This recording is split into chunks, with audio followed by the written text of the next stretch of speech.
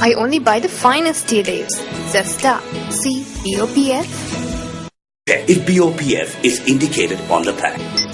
Zesta, the art of tea.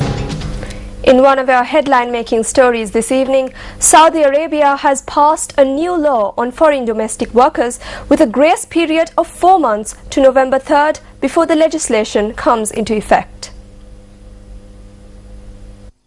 The new law passed by Saudi Arabia protects the rights of domestic workers as well as contain provisions that favor employers. Labour Minister of Saudi Arabia, Adel Faqih, says the new piece of legislation attempts to reconcile the rights of domestic workers and their employers.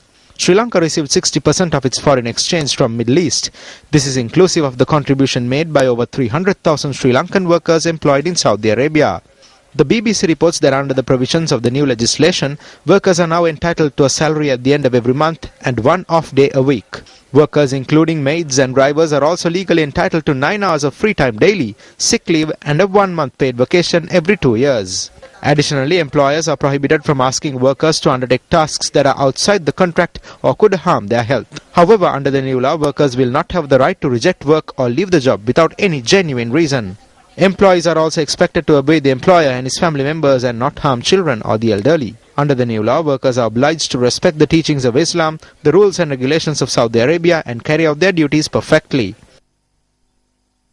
Incidentally, Indian-based The Hindu website charges that the new law has a number of elements that are unlikely to meet the benchmark of international labour laws and human rights.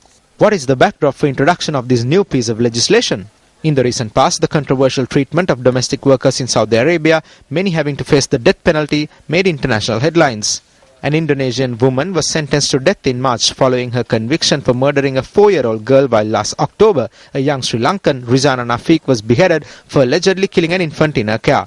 Human rights groups slammed the punishment of Nafiq, charging that she was a minor at the time of the infant's death. The growing unemployment and the unequal distribution of income that were major issues in a backdrop of dictatorial rule gave rise to massive protests in 2010 in several Arab nations, which was known as the Arab Spring. In the wake of the Arab Spring, Saudi Arabia redefined its labour laws with a view of providing more jobs to its youth. Accordingly, a new system called the Nitakat was introduced by the Saudi Ministry of Labour in June 2011. The recent Nitakat law reserved 10% of jobs to Saudi nationals in any private enterprise. Employees who break the new law will be fined $533 and face a 1-year ban on recruiting domestic help. 3 instances of breaking the law will earn an employer a lifetime ban and a fine of $2,600. On the other hand, workers violating a contract would be fined $533, banned from working in Saudi Arabia, and would have to bear the cost of repatriation to their home countries. The Hindu reports that with the passage of the Nitakat law, around 90,000 Indian expatriate workers have contacted the embassy to get their documents regularized, while another 65,000 persons seeking exit from the country have collected their travel documents from the missions. Saudi authorities note that foreign workers can either regularize their documents or leave the country without incurring a penalty during a grace period that has been extended by 4 months to the 3rd of November.